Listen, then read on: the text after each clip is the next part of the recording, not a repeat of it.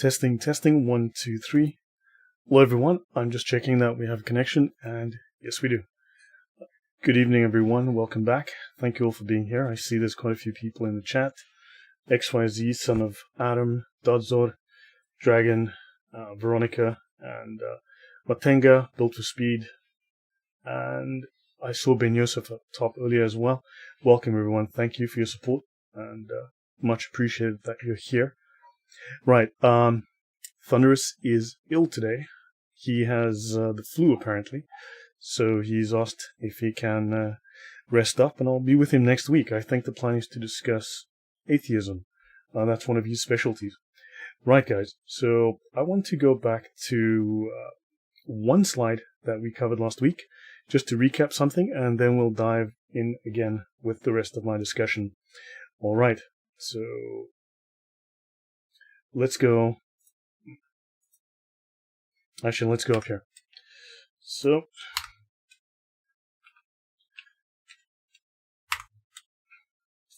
I want to go back to this slide that talks about, obviously this was, I believe this is, I will get the name wrong because I didn't put a note on this, but of course this is the head of the SS. I believe this is Göring, or Himmler, sorry, this is Himmler, head of the SS. Of course, he's sitting here with the Grand Mufti of Jerusalem.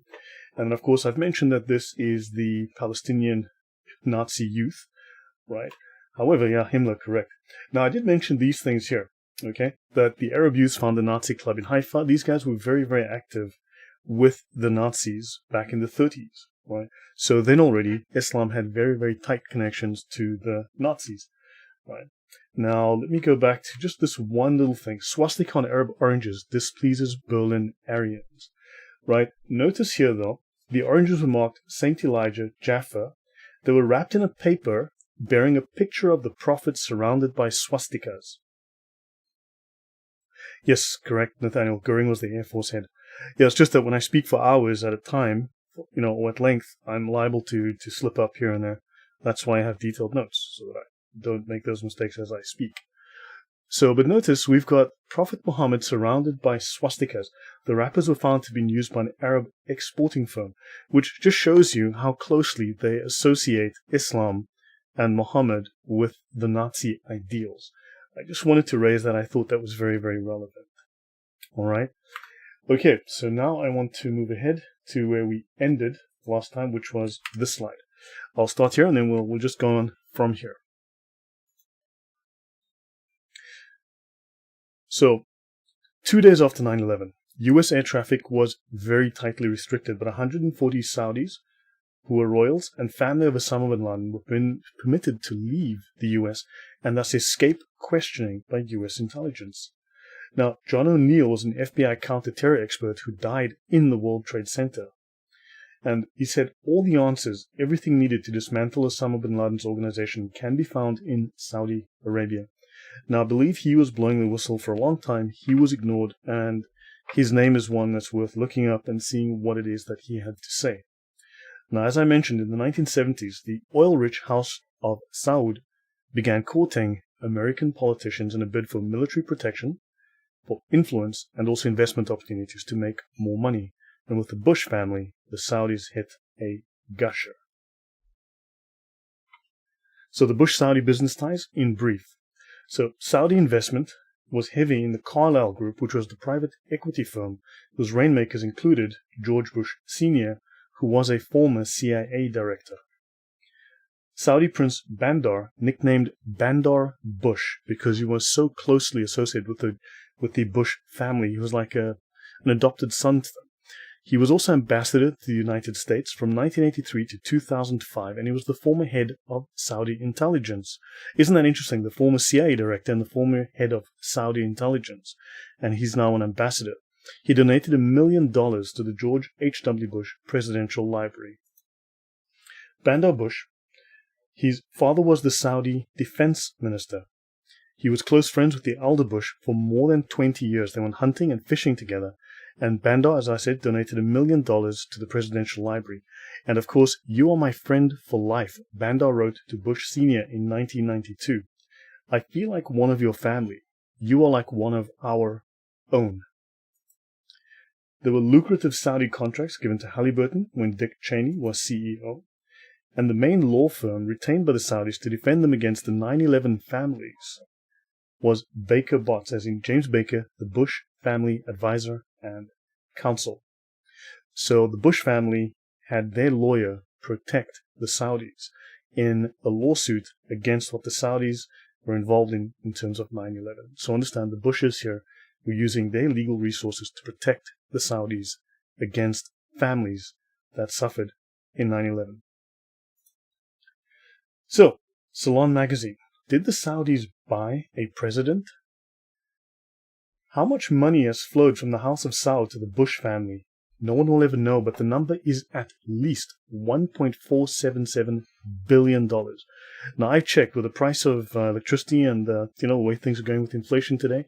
This will last me at least a week, so I think that's a fair amount of money.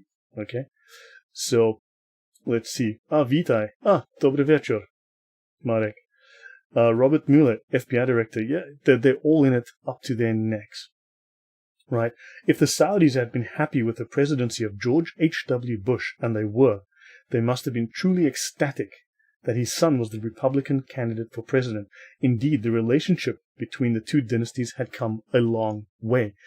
They've had a multi-decade relationship. Right? They've had a multi-decade relationship.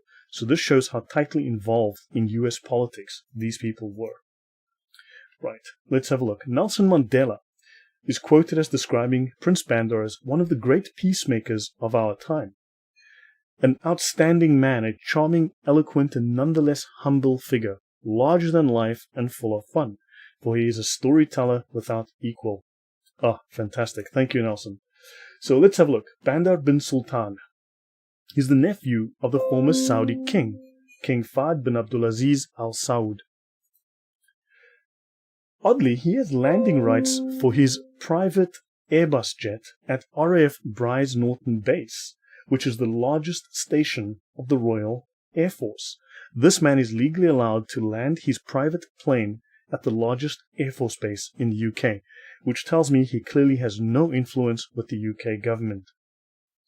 Now, this is Bandar Bush.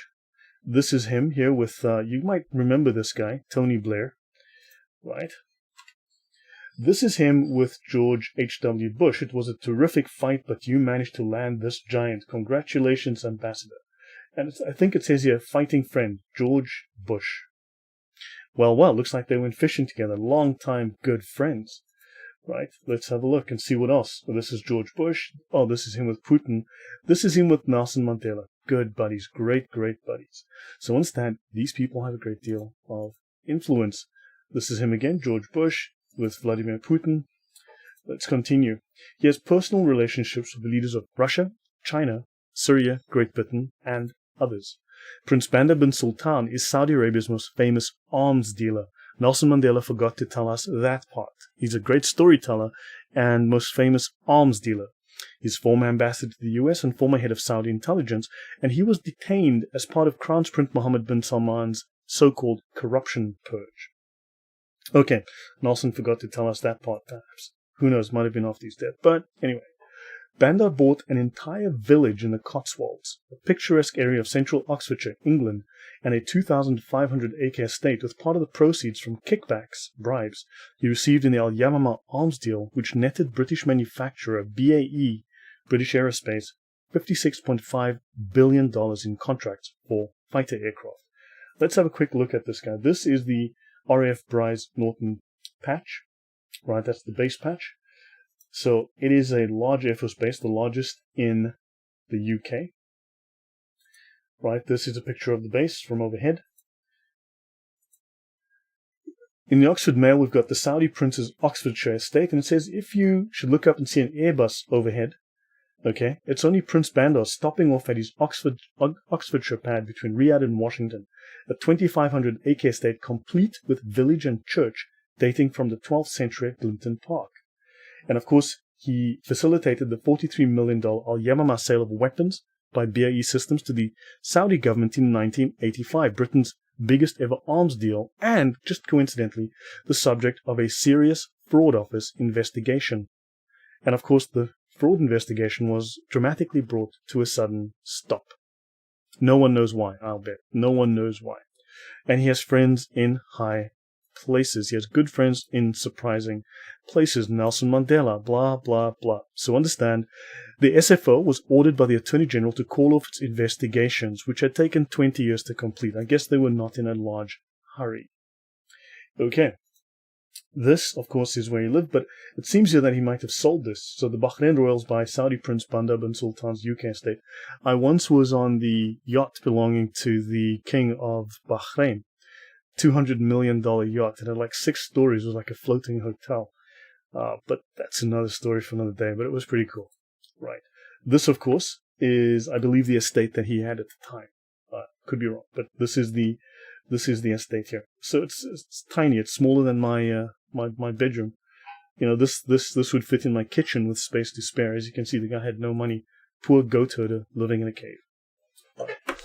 So he should be up on war crimes instead of being knighted. Yeah. Okay. Now, as much as $30 million is alleged to have been paid into Bandar's dollar account at Riggs Bank in Washington, led to corruption probes in the US and UK. The case was dropped in the UK in 2006 after an intervention by then Prime Minister Tony Blair. Right? Now, last year, survivors of the 9/11 attacks wrote to British Prime Minister Theresa May, urging her to make public a British government report into the extent of Saudi Arabia's funding of Islamist extremism in the UK. Of course, that didn't happen. The government refuses to release the report into Saudi Arabia's funding of extremism in the UK, the Home Secretary accused of putting our so-called relationship with Saudi Arabia above our values, as she cites national security for keeping the investigation secret. I guess she made a lot of money.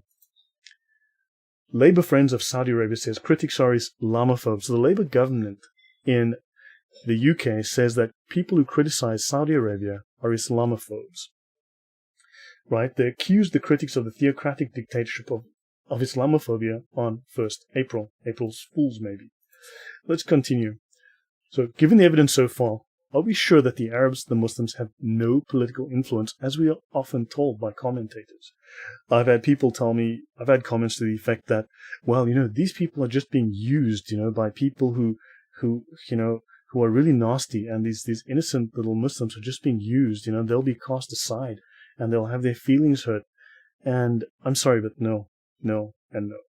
These people have agency, these people have the money, they have the will, they are organized, and they also, if you read their doctrine, they are explicitly told to take over the world, to subjugate the world under Islam, to take over and control the world by persuasion or by force. It is explicit, all of these, but people seem to love the narrative, there's the secret narrative, the hidden, there's this mystery, the mysterious them that are going to take over. Well, look, Islam, quite explicitly, in its Sharia, has to subjugate the entire world. It's explicit, but people are still looking for the mysterious they. Yes, Sergeant Grinch, Lloyd, isn't the Labour Party the socialists? Yes, they are. Your red-green axis, your red-green alliance, correct? Right, now let's continue. So here we've got, of course, oh boy, these guys are getting a little friendly here. Yep, that's getting a little too cozy for my taste. Of course, here he is again. So this is the King Saud, King Fahd, if I recall. Okay, so there's Bandar Bush again. He's the King of Saudi Arabia, and of course here's George Bush. Oh boy, aren't they a cute couple? Really cute couple. Yeah, okay, moving on. So maybe they ran out of goats, who knows?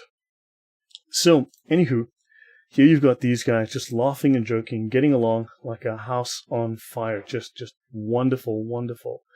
Great, sweet couple, looking so good. For Thunderous One, I'll let Thunderous know. So, moving on. So, oh boy, cute, just a little peck on the cheek there. Okay, and here we go. So that's George Bush getting a little friendly, and of course I just had to throw in this guy, real man. This is, yeah, real guy.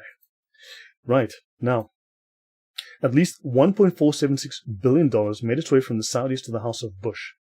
Never before in history had a presidential candidate, much less a presidential candidate and his father, a former president, been so closely tied financially and personally to the ruling family of another foreign power. Never before had a president's personal fortunes and public policies been so deeply mixed with another nation. understand these people were very, very tight. They were obviously they were at the holding hands phase of their relationship and the little mom jeans Barry. Exactly. Right. Okay. Now, foreign interest spending. Is Israel number one? Now, I've had people tell me that no. Israel spends way more money than Saudi Arabia, of course. And the Muslims. Let's have a look at these numbers. As said, these numbers are a little bit older. Okay, a couple of years old. I haven't updated all of them. But let's have a look and see what the spend has been the last few years. Foreign interests have spent over $530 million that we know of, influencing U.S. policy and public opinion since 2017. So this is probably between 2017 and 2019 that I'm looking at here. The number one spender since 2017 at $70.5 million is obviously Israel. Let's go have a look. Oh no, it's South Korea. My bad. I must have made a mistake somehow. South Korea has been the number one spender to get its lobbying interests going in Washington. At number two, with $51.4 million since 2017, is Japan. Well, that's fascinating. The overblown claims against the Israeli Jewish lobbying are just that, overblown. Let's continue. About $3 out of every $10 spent on foreign lobbying in the U.S. originates from East Asian countries, specifically South Korea, Japan, China, Hong Kong, and Taiwan. These 5 countries spent a combined total of $158.2 million since January 2017. So this would be up to late 2019, so in that 2-year period. This is nearly half of the $374.5 million spent by the remaining 128 countries. Now, the South Korean government has spent $54 million since 2018 on U.S. lobbying, ranking first amongst foreign principals. So this will change year by year as the new figures are updated, depending on whatever their needs are. Right? So the top 10 countries by spending, 2017 to 2018. Number 1, South Korea. Number 2, Japan. Then we have the United Arab Emirates up here. Then came Israel in 4th place in the 2017 to 2018 year. Then China. Now notice you've got the Cayman Islands. The Cayman Islands is known to hold finances through funds, and no one knows who those funds represent. So we know that very, very tiny little group of islands, and there are more than just the Cayman Islands that are doing this, but billions and billions of dollars go into funds in the Cayman Islands, and that could be money from who knows where. It could be, so for instance, if the Saudis are lobbying directly, for argument's sake, then some more money could come to the Cayman Islands and be washed and laundered through that, and you wouldn't know. So you have no idea how much of this is Saudi money. Then you have Saudi Arabia, right over here.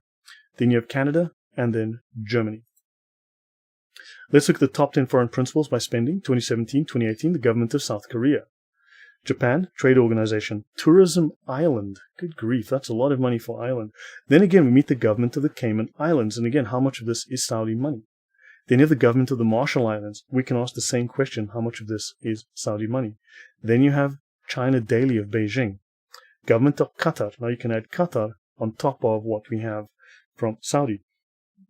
Then you have the government of Abu Dhabi, government of Saudi Arabia. Add these together, because very often they work in concert, although sometimes they do compete. Now your top lobby groups, okay? Number 2 is Podesta.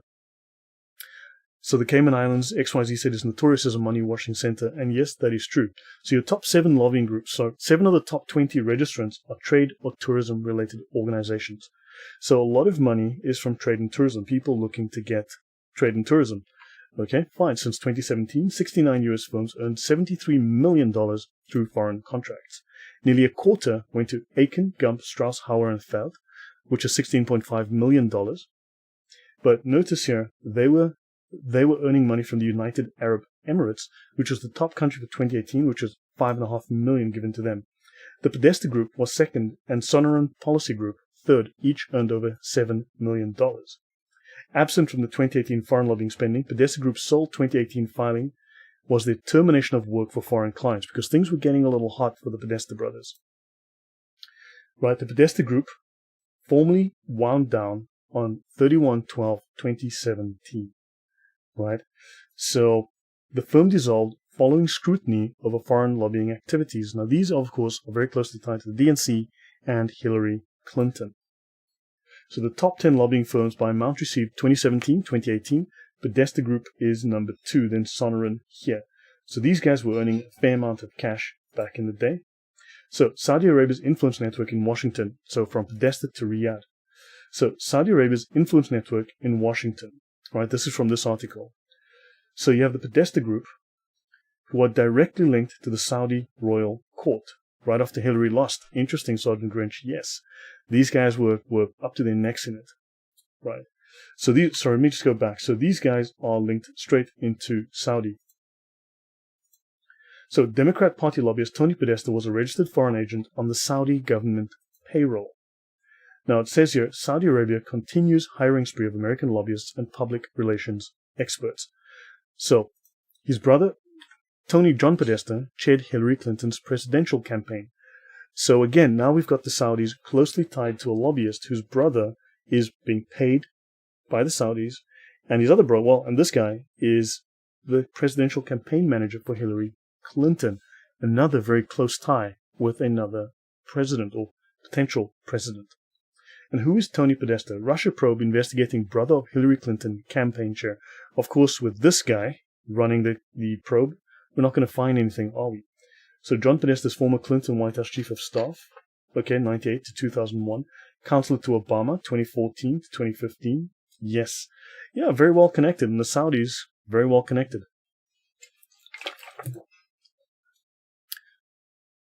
Tony Podesta personally managed the Saudi lobbying account. Podesta Group, founded by Tony and John Podesta in 1988, received $140,000 a month from the Saudi government. Yeah, Podesta and Pedogate. Well, John Podesta served as President Bill Clinton's chief of staff. That is very interesting. So he's very well connected. So the Saudis had a direct line into the White House. Let's continue. Fall 1999, meet Chief of Staff John Podesta. Okay, so this is him. Very well connected to Bill Clinton. He's the Chief of Staff. He meets with the President numerous times each day, and his office is located directly down the hall. Right, let's continue. He founded the influential DC think tank Center for American Progress, which touts Saudi reforms. Obviously, they're pushing the Saudi dawah. He was counselor to President Obama. John David Podesta served as White House Chief of Staff to President Bill Clinton and counselor to President Barack Obama, 2014-2015. Tony Podesta was dubbed by the New York Times as one of Washington's biggest players whose clients are going to get a blueprint for how to succeed in official Washington. Now let's look at Hillary Clinton. The Clinton Foundation has accepted tens of millions of dollars from countries that the State Department before, during, and after her time as secretary criticized for their records on sex discrimination and other human rights issues. She personally did not care. These countries include Saudi Arabia, the United Arab Emirates, Qatar, Kuwait, Oman, Brunei, and Algeria. Saudi Arabia has been a generous benefactor. The kingdom gave up to $25 million to the Clinton Foundation, and you might recall in 2016 for her presidential campaign, they gave her $1 billion to ensure that she would win the campaign. At least $1 million more was donated by the Friends of Saudi Arabia, which was co-founded with Prince Abdulaziz bin Abdulaziz Al Saud, Saudi Deputy Minister of Foreign Affairs, the third son of the former king. Saudi Arabia has funded 20% of Hillary's presidential campaign, Saudi Crown Prince claims. Oh, that's fascinating. So they were trying to make sure that she won. I wonder what they would have got out of the deal. Let's continue. So WikiLeaks has been a reliable source of information. Julian Assange, ISIS and Clinton Foundation are both funded by Saudi Arabia and Qatar. Fascinating stuff. She doesn't care where she gets her money from. Okay, so this is, and he says here, this is the most significant email in the whole collection. Let's have a look. Mr. Pilger asked if Mr. Assange believed, this is John Pilger, who interviewed Julian Assange. How is that legal? That's a good question, Sergeant Grinch. So Mr. Pilger asked if Mr. Assange believed that this notorious jihadist group called ISIL or ISIS is created largely with money from people who are giving money to the Clinton Foundation. Yes, Mr. Assange replied. So while this paramilitary operation is moving forward, we need to use our diplomatic and more traditional intelligence assets to bring pressure on the government of Qatar and Saudi Arabia, which are providing clandestine financial and logistic support to ISIL and other radical Sunni groups in the region. This was very, very well known. And this is a Hillary Clinton email. She was well aware of it. She was taking money from the same people who were funding ISIS. So Clinton's charity was cut out $1 million gift while she was at the State Department. When I was in the Middle East, I actually designed the security system for the Sultan of Oman. I went to 7 of his palaces. I designed security systems for 6 of them at the time. And we were busy installing at his main palace near, just south of Muscat, or north of Muscat. I was actually there. I was busy installing the security system. We were testing it. So anyway, it's a pretty sophisticated system, quite expensive. I had to do the testing. I had to go and do the demos. I had to set up the radars. It's radar-based. Lots of, long-range sensors, cameras, and so on. But all of it automated, so based on radar detection. Once the radar detects you, moving, crawling, running, sprinting, whatever the heck, it locks onto you within seconds, puts the camera on you, and follows you automatically.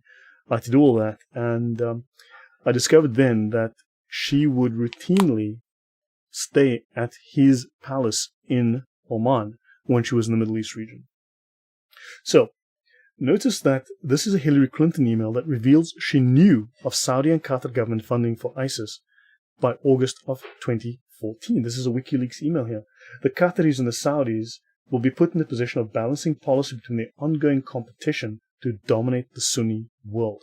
And she's aware of the fact that the Qataris and the Saudis are busy fighting, and she's taking money from them both as they fund terror. Okay? As they are funding terror. Some of the worst terror groups to ever exist. Blood money, how Qatar bought off the entire DC establishment. Oh boy, now have the Saudis bought a president, and now you've got how Qatar bought off Washington, D.C. This is dated March 31st, 2019. Did you wonder why the American news media went balls to the wall over the murder of Jamal Khashoggi? Khashoggi, a Saudi author who penned opinion columns in the Washington Post favorable to the Muslim Brotherhood. He was not a good man. He was not the good guy. He was a Qatari asset. That's why the Saudis took him apart. The Qataris are fighting with Saudi over domination of Sunni Islam, and of course the Qataris, to my knowledge, have been working very closely with Iran. So they've not only just been funding groups like ISIS, they've also been working with the enemies of Saudi Arabia. So now WikiLeaks revealed a 2009 cable by then Secretary of State Hillary Clinton saying, more needs to be done since Saudi remains a critical financial support base for Al-Qaeda, the Taliban, Lashkar-e-Taiba, and other terrorist groups. So she was well aware of it, and she was happy to take their money. Instead of sanctioning the Saudis, Clinton authorized enormous quantities of weapons to be sold to them. I wonder if she got a kickback out of that. I wonder if Bandar Bush got a kickback out of that. On Christmas Eve in 2011, she and her closest aides celebrated a massive $30 billion sale to the Saudis of 80 F-15 fighter jets manufactured by Boeing. Boeing contributed $900,000 to the Clinton Foundation, the Clinton Money Laundering Foundation. Yes, welcome Lydia, good to see you in the chat. Saudi Arabia's influence network in Washington from WikiLeaks, and this is Glenn Greenwald. I think he's one of the most honest. He's leftist, but he's honest. And I mean, the man writes some very good articles. Hitler's lip service, yes. Why did the Saudi regime and other Gulf tyrannies donate millions to the Clinton Foundation? I wonder why. Why did they fund at least 20% of her presidential run? So the DOJ fails to pursue allegations of Saudi lobbying misconduct. Isn't that interesting? Right? All of these charges against, all this corruption against these Muslims somehow get dropped. The U.S. military veterans say Corvus Communications tricked them into unknowingly lobbying on behalf of Saudi Arabia. Campaign against law enabling 9/11 victims to sue the kingdom used unregistered agents and failed to provide required disclosures. You will find if you have a look, there was a lot of non-disclosure going on. Okay? Exclusive, FBI told former agent not to help 9/11 victims build a case against Saudi Arabia. So the U.S., these people were traitors. They collaborated with a foreign government. When you collaborate against your own people with a foreign government, you are a traitor. So this is Kenneth Williams, and the author of 9/11's famed Phoenix Memo was told the White House's pursuit of warm relations with the kingdom comes first. Former Senate Intelligence Chair Bob Graham calls the FBI's action a fundamental assault on the principle of democracy. Now notice here that the FBI was corrupt. Then this is August 1st, 2018. So understand, the FBI has been corrupt for a long time. This is a retired FBI counter-terror agent with a notable role in the story of 9/11. Don't forget, the other FBI counter-terror agent that had spoken out died in the World Trade Center. And go to 28pages.org as well. There's some interesting information there. FBI priority, protecting the U.S.-Saudi relationship. The politics and the money comes first. So, they have no media influence. Qatar flexes. Mike Cernovich, all of these never-Trump people are on Qatar's payroll. So Mike Cernovich noted how various never-Trump news media figures are beneficiaries of state funding from Qatar. Okay? And they're part of an Islamist information campaign, including Al Jazeera and AJ Plus, directed at shaping American public opinion. The Brookings Institute and all of these never-Trump people are on the Qatari payroll. The Brookings Institute is actually a widely respected think tank. They put out lots of policy information. Yes, Sergeant Rich, the FBI is dirty as hell. It's all about the money, Lydia. Correct. Okay, so the Brookings Institute, clearly they've been bought over. Al Jazeera and AJ Plus propagandize Americans every day. This is propaganda from a terrorist nation. Now notice, Qatar is among its largest benefactors, occupying a slot in its top tier of donors with contributions of $2 million or more. In 2016, the UAE, the United Arab Emirates, held a slot in the top tier of donors with more than $2 million. So these people have money. So Qatar has been paying top dollar to influence American politics and media in ways that would make Rachel Maddow apoplectic if Qatar was spelled Russia. But Rachel Maddow and everyone else goes silent because you don't want to be Islamophobic, right?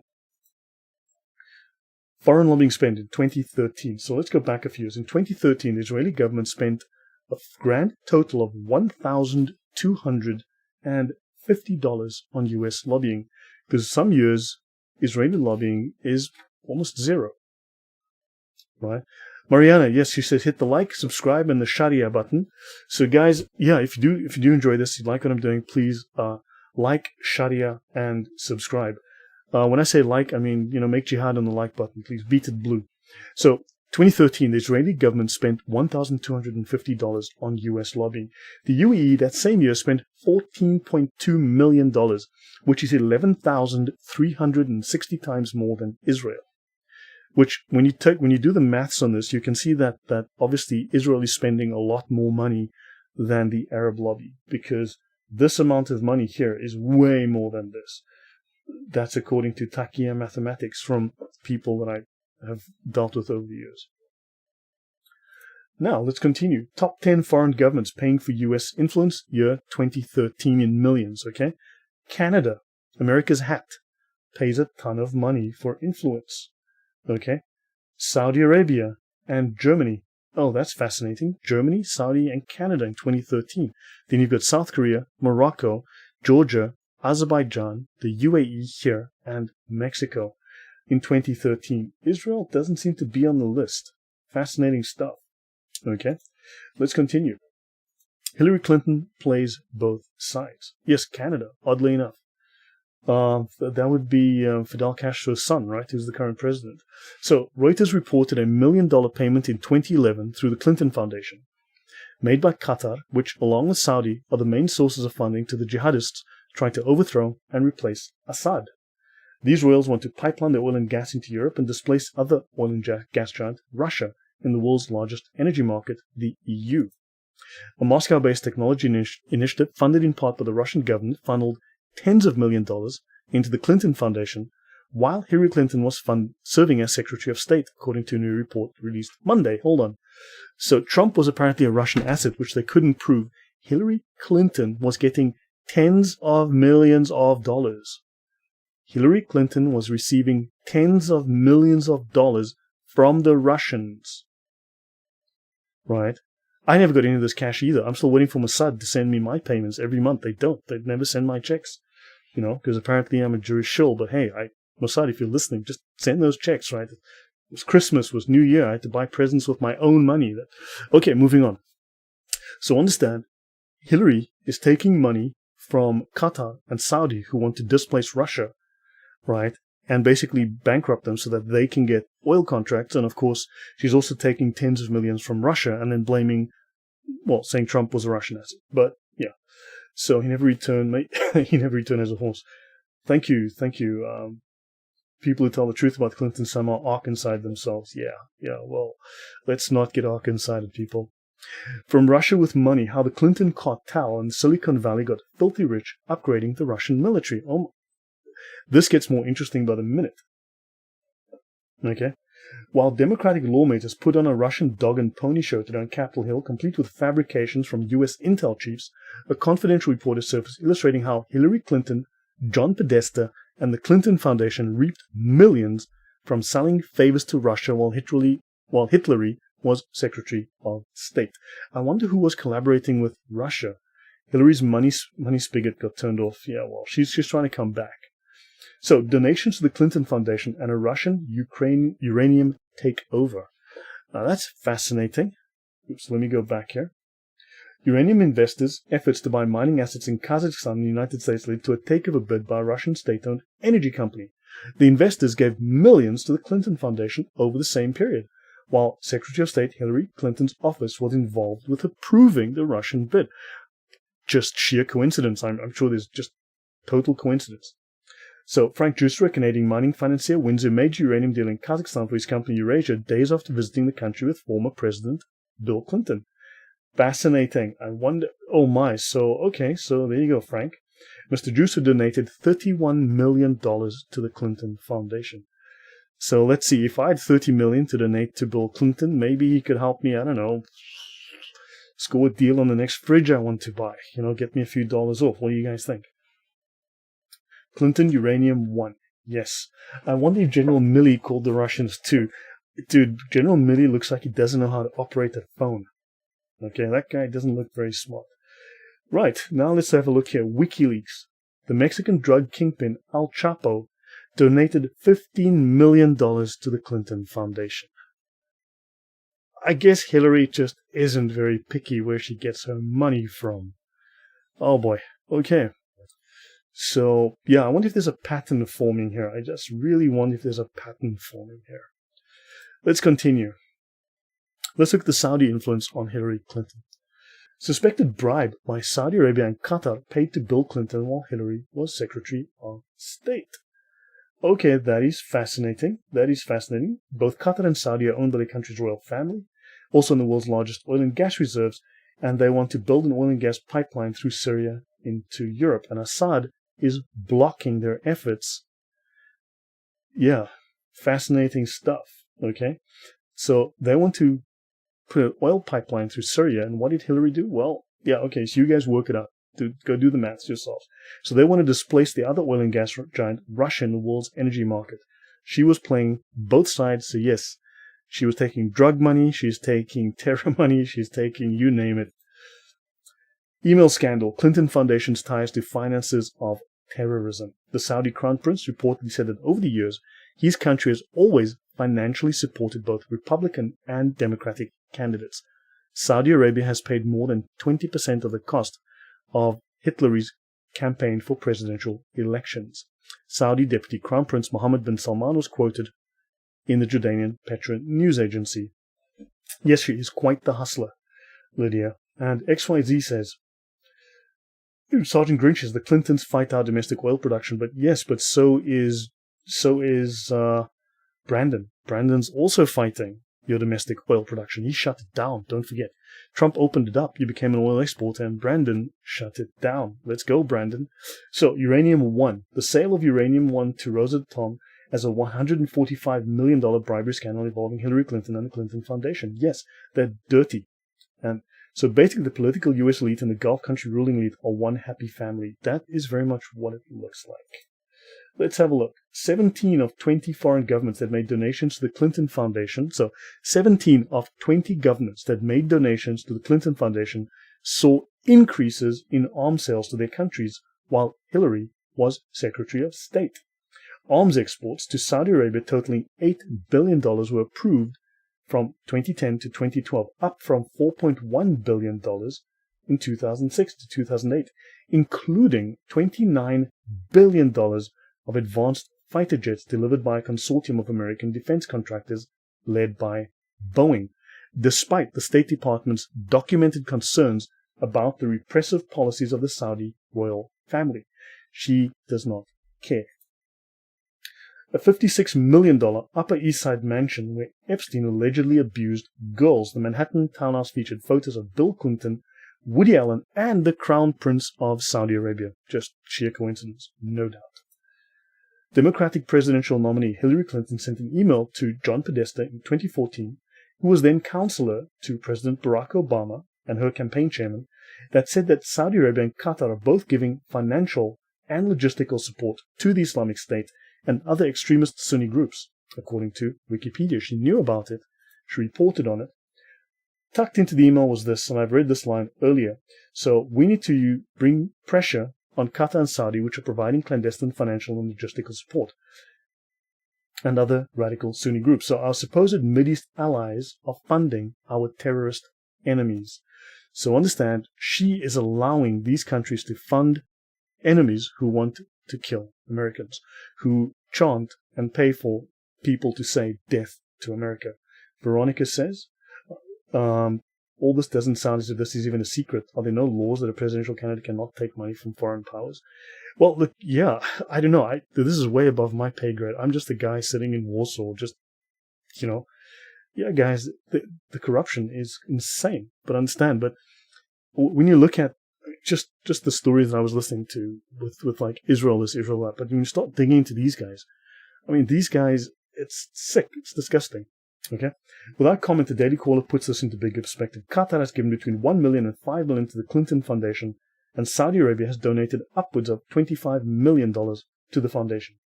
So, okay, the Clinton Foundation knew that both Qatar and Saudi were financing terrorists, but took their money anyway. This may also have had a major impact on U.S. policy when Clinton was Secretary of State from 2009 to 2013. So there is a law against foreign money, but I mean, I think all this just gets ignored. So let's look at Saudi influence on Hillary Clinton. So let's hrod17 at clintonemail.com. This was a little bathroom server sending emails to millcd at state.gov. Okay. So he says here, with Saudi Arabia, pardon me, we may have different standards. like, duh, you might have different standards. We, the Department of States and the United States government, may have different standards we apply when it is pushing Saudi. In other words, they will look the other way and they will help Saudi, promote Saudi, allow Saudi to get lucrative business deals, oil, military, weapon sales, you name it. But they will look the other way when Saudi is physically giving money to the enemies of America who want to destroy America and kill Americans. So what comes to light is only the tip of the iceberg. We'll never find out what's beneath the surface. Yeah, I mean, what's on the surface is pretty ugly. We can sure it only gets worse. The amount of money just goes up. No doubt about that. Okay? So no doubt about that. So basically Hillary had said, we have different standards, and this person, and Hillary responds, no doubt. So Cheryl Mills says we have different standards regarding Saudi, and Hillary says, yep, we know. Unprotected server. Everyone was hacking the emails except the U.S. citizens. Yes, exactly. Sounds like the U.S. presidents regularly commit treason, and these people certainly did commit treason. All three let the agencies have their hands dirty. That's also true. So let's have a look. FARA funding, okay? Top 10 countries, 2017 to 19. Okay, top 10 countries spending. Israel, total spending, okay, 99 million. Saudi Arabia, 57 million. United Arab Emirates, combined total slightly more than. Now, FARA funding, I cannot remember what that term means anymore. It's been a little while. Okay, China spent 40 million. Bermuda, 40 million. That's actually the same amount of money as China. Bermuda, the tiny little island. How much of this money is laundered money that, could be Chinese money, could be UAE money, could be Saudi money, laundered through Bermuda instead of the Cayman Islands this time. Marshall Islands, 53 million. How much of this is Saudi money? You have to ask yourself. The Marshall Islands doesn't have this kind of money to spend. Okay, Liberia, Japan, and of course South Korea. Right, now, the top 10 foreign principals, they mention a government of Saudi Arabia, government of Israel. FARA, I think, top 10 foreign principles, I'm not sure, I can't remember exactly. It's been a while since I did this one, but I'm not sure if this was tourism, for lobbying for tourism, who knows. But government of Saudi Arabia, 73 million. Government of Israel, 66 million. So they've beaten them here. But, again, the Bahamas, Marshall Islands, Government of Bermuda, 78 million. How much of this is Saudi money? Understand? You've got to ask yourself. Let's continue. So, Israel, 2017 to 2019. Let's look at their spend. Okay, $23 million. Okay, that's total government spending in 2018 and total non-government spending in 2018. So, that's 2017, 2018, 2019. It's actually been going down. Okay, their spend. Let's have a look for Saudi Arabia, $34 million. Okay, so 2018 and then 2019, but their total, $34 million for that period. Now, are there discrepancies with the money that is reported to have been spent on lobbying and such activities? So, Kelly says, let me start with lobbying firms. You've been able to track how much Saudi Arabia spends on lobbying by studying documents filed under something called the Foreign Agents Registration Act, or FARA. Is that right? Ah, there it is. Okay. Foreign Agents Registration Act, or FARA. Is that right? Dennett says, that's Lydia Dennett, says, yes, exactly. And from these reports, we know that Saudi has spent about $19 million on influence campaigns here in the U.S. since the beginning of 2017 and $9 million this year alone. So the FARA Act is not well enforced by the Department of Justice. They rely on a policy of voluntary compliance, and they haven't clarified what activities and relationships are covered by the law. So the law is vague. It has incredibly large holes in it. Let's check the comments. Not only Saudi can launder money, others, including Israel, could do the same. Certainly, but we do know that on the face of it, these countries are spending far more than Israel does. We'll go through more figures again later, right? If we're going to make the accusation, we have to prove the accusation, or at least have evidence that leads us to conclude that. But you've got one country, and then you've got 54 Islamic countries that all operate together with a certain goal. So, and then of course Saudi, if you look at Saudi's gross national product and you look at that of Israel, Saudi is several times larger. Then you can add Qatar, UAE, all these countries floating on oil. It's just not the same. Financially, it's just not the same. Count the number of billionaires amongst the Arabs. Count the number of super yachts owned by the Arabs. I think at one time, 7 of the 10 major super yachts in the world were owned by Arabs. 7 of 10. Okay? So understand there's a lot more money there than Israel could ever hope to have.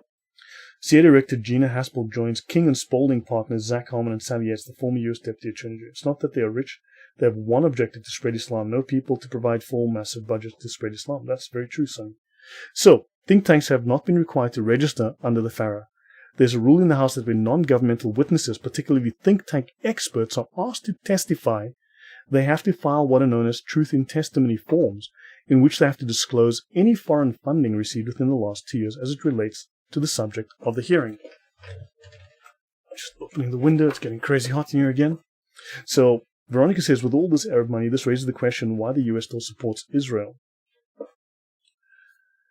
Well, because the US public likes Israel. Don't forget, this money is largely going to Democrats, as far as I know.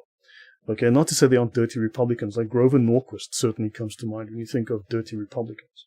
But understand, if they had to make a complete break, there would be a massive outcry. But of course, Joe Biden has been undermining Israel again. So understand, they're trying very, very hard. Okay, there are issues. So now these people have to disclose foreign funding, right? And let's see, unfortunately, as it relates to the subject of the hearing, this has ended up being very narrowly interpreted. So, for instance, a hearing on Iranian-backed militias, which has a table of experts from think tanks who specialize in Middle Eastern policy and receive millions of dollars from governments like Saudi, Qatar, and the UAE, which do have an interest in this topic, go undisclosed. Okay? So, fantastic. So now you've got people who are funded by Sunnis who now have to go give testimony on, let's say, the Shias. They don't have to disclose the funding because they've obviously got interests that go against the subject that they are discussing. Right, so this is a long-standing practice, she says, yes. So understand, corruption within academia, corruption within your think tanks, your policymakers, this is long ongoing. Let's look at Saudi Arabia influence operations. The Saudi lobby juggernaut. Interesting. So clearly these guys have money to spend. A lobby to contend with. The roots of that lobby's rise to prominence in Washington lie after September 11. 15 of those 19 hijackers being citizens of Saudi Arabia. Public opinion had soured on the kingdom. The royals spent $100 million over the next decade to improve public perception and retain their influence in the U.S. Capitol. that lobbying facelift proved a success until 2015. Relations soured with the Obama administration over the Iran nuclear deal. Once Donald Trump won the presidency, the Saudis saw an unparalleled opportunity and launched the equivalent of a full-court press, an aggressive campaign. So let's say the US is Israel's father, Israel is only ally. That is also true. More Abduls to come and kiss the rock. Yeah, all that too. So in 2017, the number had nearly tripled they reported spending just under 10 million. That's 2016. In 2017, they tripled that to 27.3 million. And that's just a baseline figure for a far larger operation to buy influence in Washington. It doesn't include considerable sums given to elite universities or think tanks, like the Arab Gulf States Institute, the Middle East Institute, tried to deal with those guys in the past, and the Center for Strategic and International Studies, just to mention a few. For the full extent of Islamic dawah in U.S. education, okay, I have a show on this. Muslim Brotherhood, Part 2, Propaganda and Funding. Look for Unspun 165. I did a show with someone else on this. But let's continue.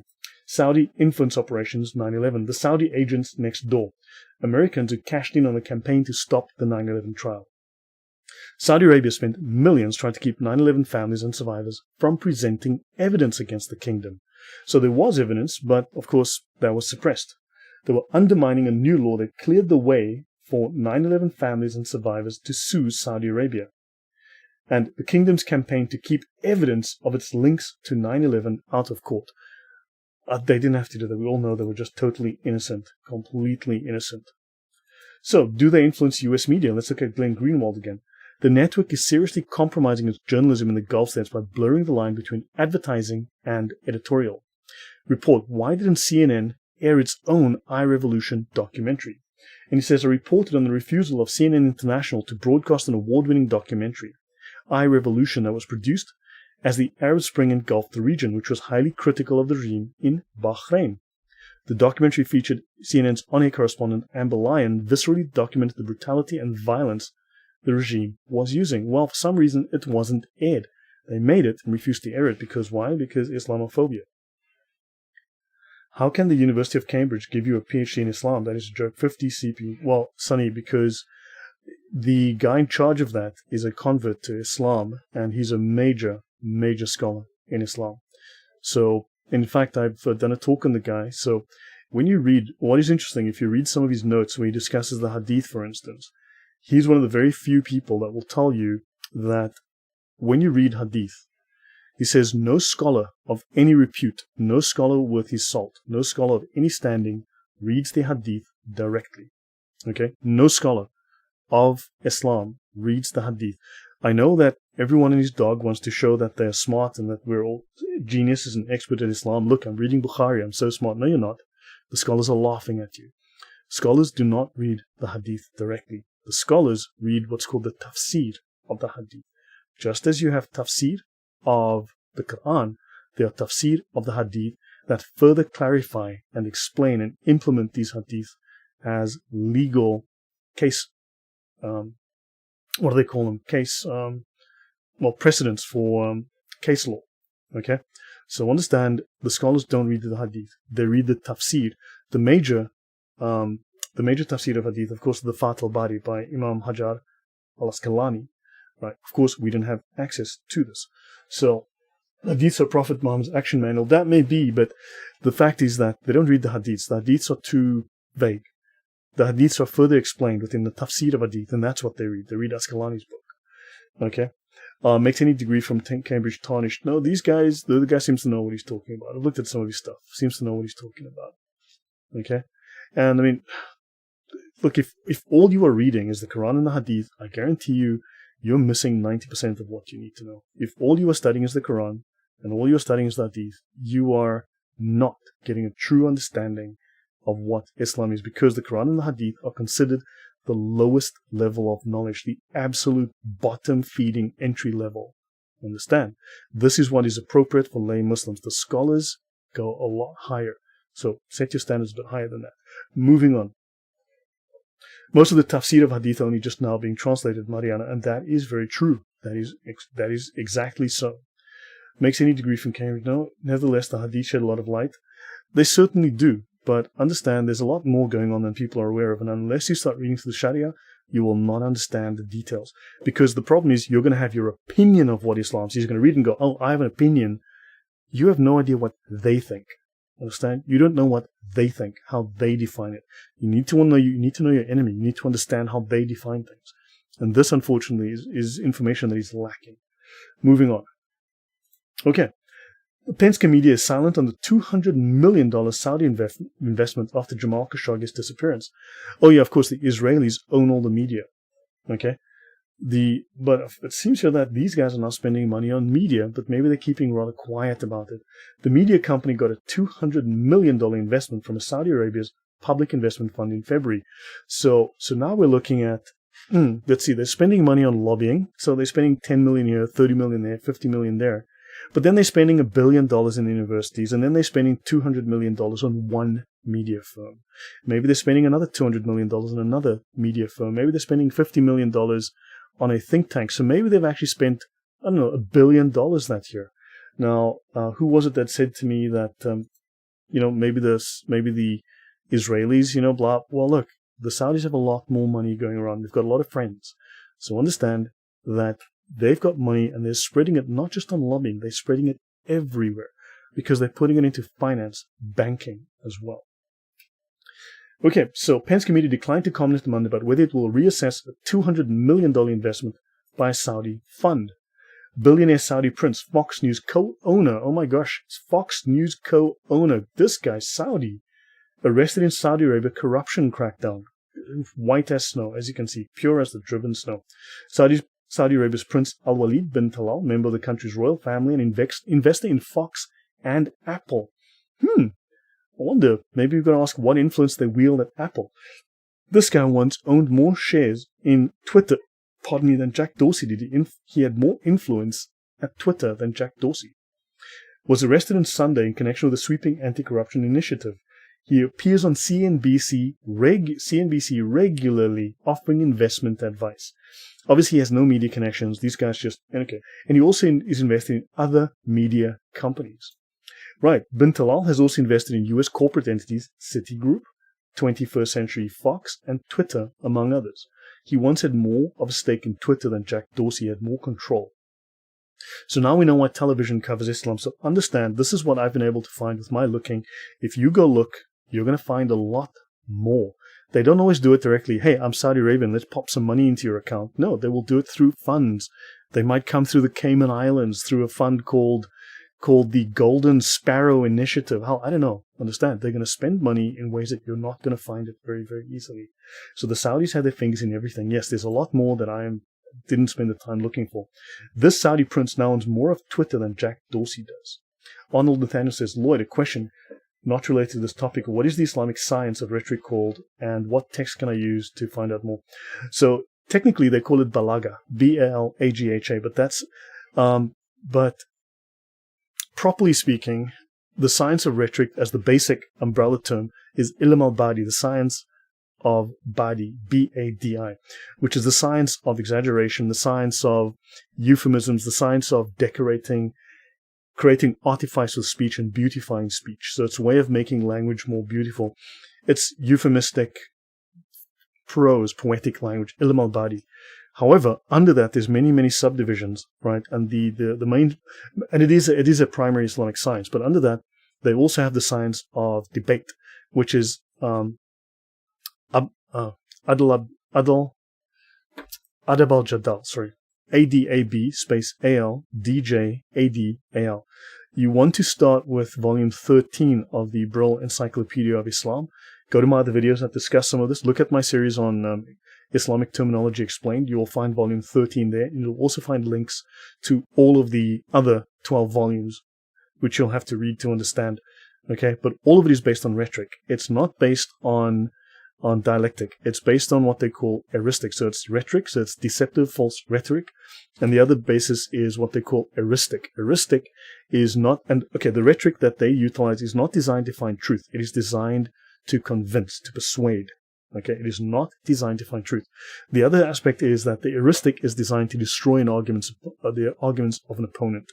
It is designed to destroy the opponent or undermine and destroy his argument, to distract, deflect. So this is how they are taught to debate. They're not taught to look at the facts. They are taught to attack, undermine, deflect, distract.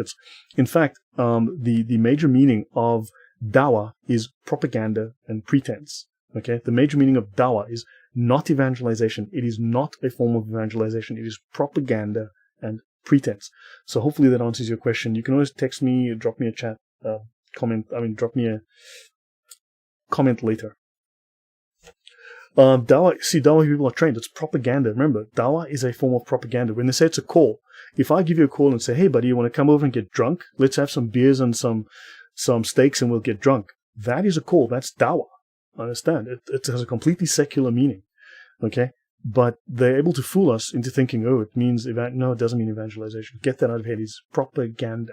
It's a purely secular term. Okay? So, propaganda, everything. So, let me see the questions there. Buying their way into other countries and working their way into government, changing and manipulating the laws. Precisely, Torah. Okay? So, the Saudi prince now owns more of Twitter. Arrest of billionaire Saudi prince shines light in U.S. holdings, Citigroup, Twitter, Apple, many others. This man had $18 billion. He's more than twice as rich as the nearest Israeli billionaire. Okay? So, Vision Fund investment. SoftBank's $93 billion Vision Fund is largely funded by Saudi Arabia. Oh my golly. Data from D-Logic shows how the fund has pumped billions into tech startups around the world. I wonder if they own any tech startups. I wonder if they have influence at YouTube and companies that are very famous and well-known and influential on the internet. I wonder. Maybe not. Maybe not. Maybe that $93 billion isn't being used for that dawah.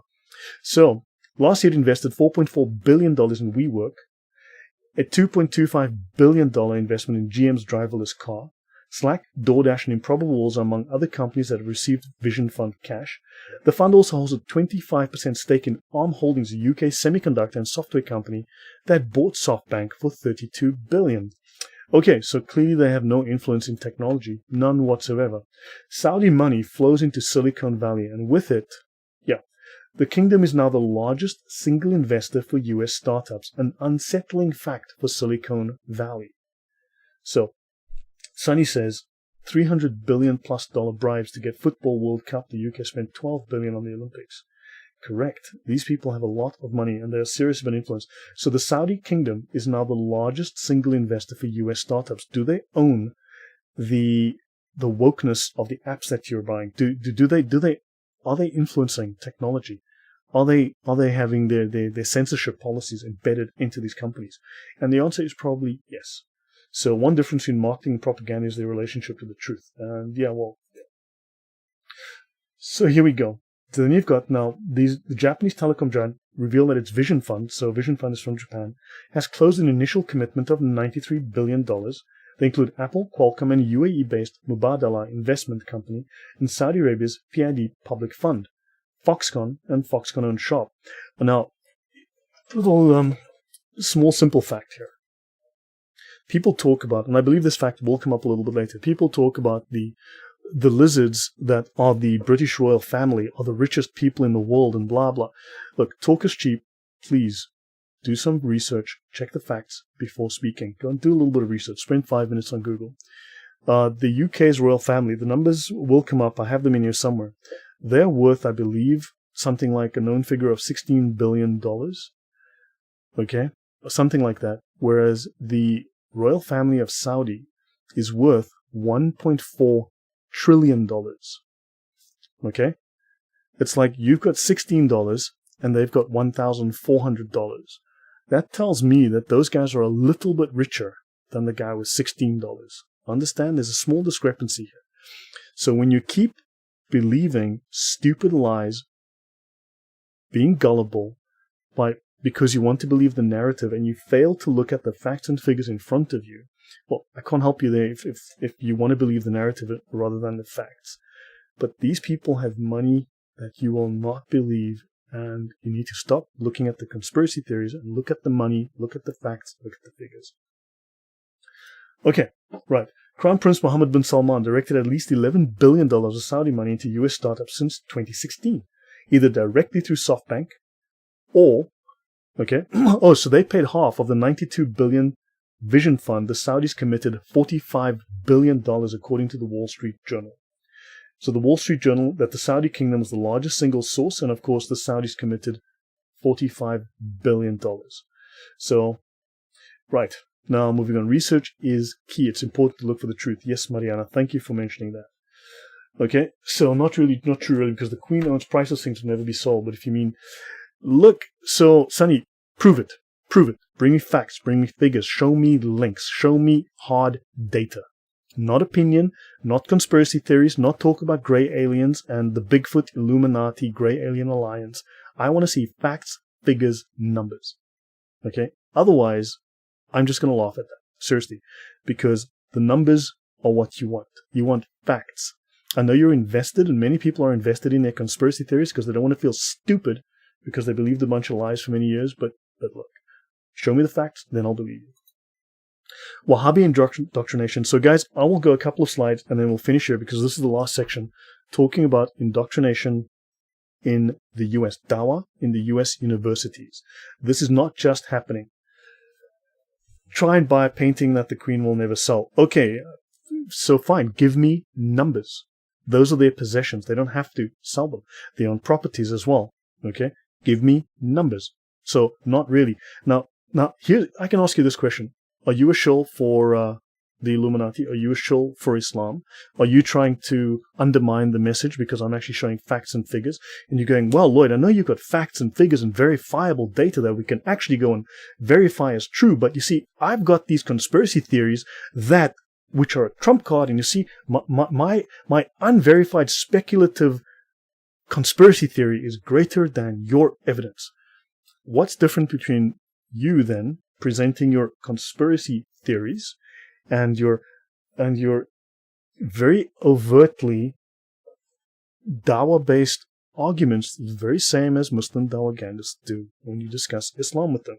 She owns European history. See, how is that different than the heuristic that is deployed by Muslims when you present them facts, when you present them figures? How are you being different? You're not. You're absolutely not. You are using rhetoric. I presented facts. Now, I will say this.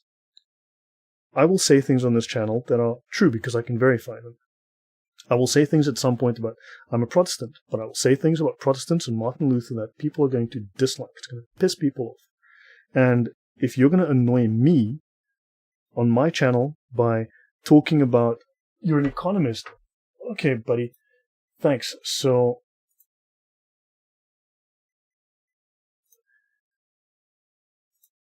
okay, it's been nice chatting with him, but I think it's time the guy goes home.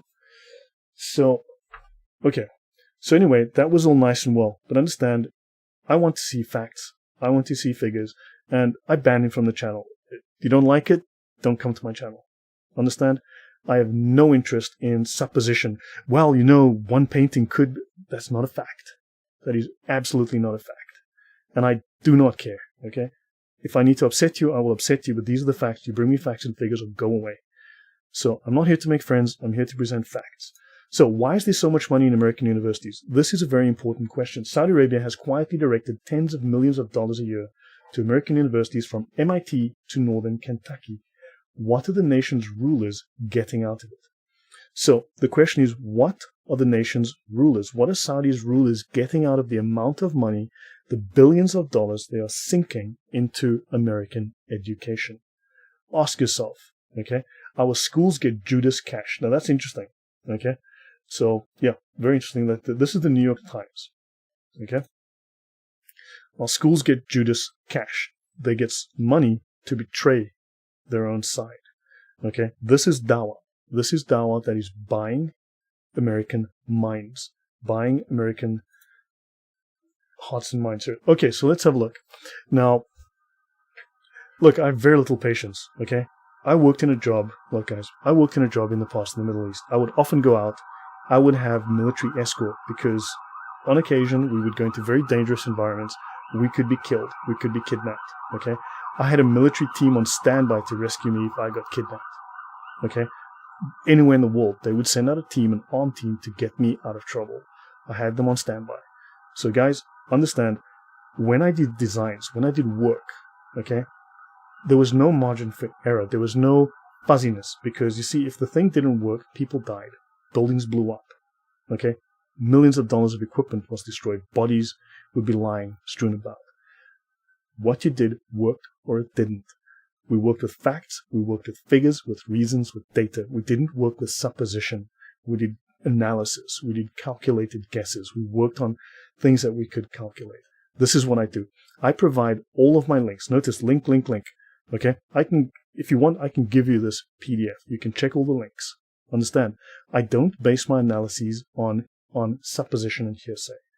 Okay? The only hard data about the wealth of the Queen, the only hard data I've seen is one report that gives a certain number. But we do know these guys are worth, they own a whole country. Okay? And anyway, moving on. My son, USMC Valley, told me this much. So, okay, American universities. So, okay, guys, so let me stop here. So I'll go on for another 5 minutes at most. I want you to see this. This is called the College Foreign Gift Reporting. Okay? And it's https://sites.ed.gov/foreign gifts. You'll find this here. Or just do a Google search for it. If you don't find it, please use Google. Google's your friend.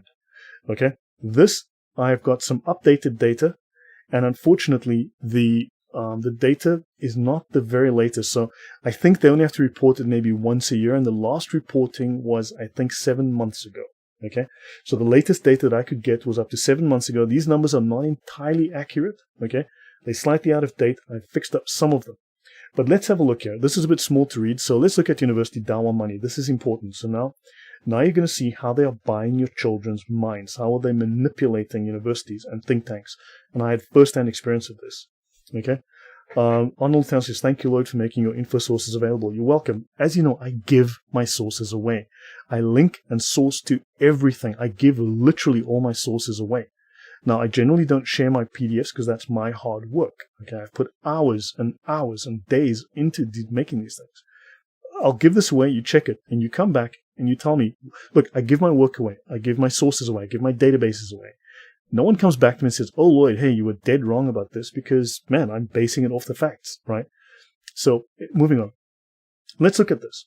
Okay, so, including communist China, these countries spent $3.198 billion. That's $3,198 million that we know of to influence universities in America. Okay? Ben Yosef says the U.S. university is chasing the mammon. So yes, $3,200 million spent, okay, on U.S. education. What are they getting out of this? This is for the last 10 years approximately. What are they getting? What are these countries getting out of buying influence in American universities? Okay? The total here, as you can see, is $3 billion. Now, as I said, some of these numbers will be slightly wrong. I've updated some of the numbers, not all. Okay? Nearly $4 billion. 1,848. That number is going to be higher. I didn't update that. 1,848 Islamic donations, which are 47 times more, an absolute minimum of 47 times more than Israel spend, which is on biotech. The major amount of money that Israel spends on universities is in biotechnology, farming, okay? Farming. The other money that Israel puts in universities is on medicine, medical research. So Israel invests money generally in medical research and farming, as far as I can tell. The question is, what is Saudi Arabia putting money into? Well, indoctrination, dawah. China spent, okay, $680 million, okay, in 1,597 donations. Israel, $53 million, okay, in 275 donations. So 53 million. China, 680 million. Now, the way I do maths, coming from Africa as I do, I think 680 million is slightly bigger than 53 million. I think those two numbers are different. Now, let's look at the Islamic spend. Kazakhstan, $62 million, 54 donations. Kuwait, $65 million, 782,000, okay? 65 million, 62 million. Qatar, $1.253 billion. Saudi Arabia, $649 million. UAE, $231 million. Now, if you add it all up, okay, once you add all these numbers up, these countries have spent 47 times the money that Israel has spent in universities. And this is the numbers that are reported. We know for a fact from research that's been done, this is maybe half of the money. Because, you see, if the money is spent directly from an entity outside and it's donated, that has to be reported. However, if you send it to your cousin Jimmy first, and he launders it through his mattress company and his bakery, and then he donates it, well, that's a local donation from a helpful local resident who just happened to send $1 billion to the university for who knows what. But it's not foreign money because it came from Jimmy down the street. Understand, we know for a fact the FBI has been arresting American professors who've been selling trade secrets from the universities to the Chinese, as one example. So, more Jewish politicians and attorneys here in the U.S. Iranian President Mahmoud Ahmadinejad speaking at Columbia University in New York City, September 24, 2007. Yes. Remember the speech he gave, including there are no LGBT, okay, blah, blah. Oh, by the way, Iran is actually mentioned. Notice Iran, in this period, this is like an 8-year period, I think 2011 to 2018, in this period, they spent $80. $80. 80. Okay? $80. Now, I don't think they spent $80. I think they spent a lot more than $80. I just don't think that everyone's been properly tracking and reporting what they've actually spent. Okay? So, let's look at George Washington University, because these guys are fascinating. Funding from Muslim nations, okay? So, the U.S. taxpayer, Mideast Studies funding. So, they got from the U.S. taxpayer $258,000. Then, from Muslim nations, they got slightly more, $100,854,000. Israel gave them a total of $507,000. So this is, what would you say, 200 times more money from these Muslim nations than from Israel, 200 times. Okay? I'd say that this money, $100 million, look, for instance, if you paid me $100 million, I would probably donate you 1 hour of my time as a consultant. At least an hour, maybe less, 45 minutes. For $507,000, I wouldn't get out of bed. How about you guys? Okay, so understand, these guys, what are they giving George Washington University? And what are they getting out of it? And I can tell you, they are going to get results. So Ahmadinejad was a human minesweeper during the Iran-Iraq War. The under-table donations are so much greater than what's reported. Mariana, I have to agree with you. The under-the-table donations are much greater than what's reported, and I would have to agree that this is true. So guys, I will pause here in a minute. Okay, so I'll make this the last slide and call it a day here. The Islamic lobby. Let's look at the university Dawah spent. Kuwait. Okay, this is zero. This is $1.4 billion. This is Qatar, over $1.2 billion. This is Israel down here. Okay, this is Qatar. This is Saudi Arabia. This is the UAE. This is Iraq, Kazakhstan, and Kuwait. And if they are coordinated, as they are through the UN with the OIC, where they are coordinated, you add this up, and this number goes out all the way down to, this number goes way past the edge of the screen. Understand now, look at this and look at this. It's a lot more money. So, yeah, it's a Catholic university, and Georgetown is, Georgetown is probably, okay, you guys figure it out for yourselves. So, guys, I will pause here. Do me a favor, look up this article, Moral Hazard, The Life of a Liberal Muslim. This is in the New Republic magazine. It's well worth a read to learn about the kind of threats, the intimidation, and the kind of political influence that these Muslim nations have over top universities like Harvard and Princeton and others. It is a frightening read. It's actually very disturbing. So guys, I'll end here. So Moral Hazard, The Life of a Liberal Muslim. Okay, look up this article. It's in the New Republic, November 18, 2002. This is going back 20 years, and you will see the kind of influence they wielded then. Threats, intimidation, blackmail, major influence. So guys, thank you very much for your time. And I hope that was educational. And guys, so do please like, share.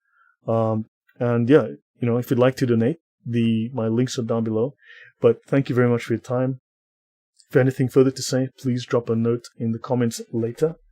And the facts are undeniable and lead to conclusions. Look, understand, as a subscriber, you might agree with me on some things. We might disagree on other things. There are things that I'm going to draw the line on. Okay? I used to have a different job in a different life, where people's lives were in my hands. I had to make decisions, and I had to make the right ones. I had to make quick decisions. Okay? And you don't make those decisions lightly, and I will make fast decisions, quick decisions about people on that basis. Okay? I'm not here to pander to people's feelings. I'm trying to present facts.